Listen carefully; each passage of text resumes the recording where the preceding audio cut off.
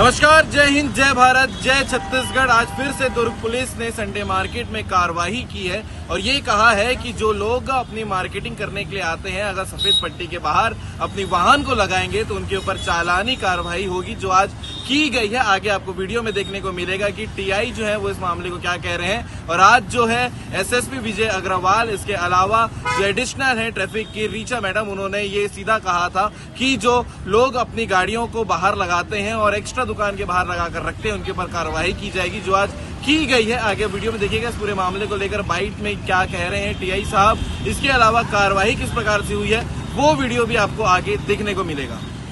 ये सोपेला का जो संडे मार्केट है, यहाँ पर बेतरतीब तरीके से कई मोटरसाइकिलों को लोग खड़े कर देते हैं।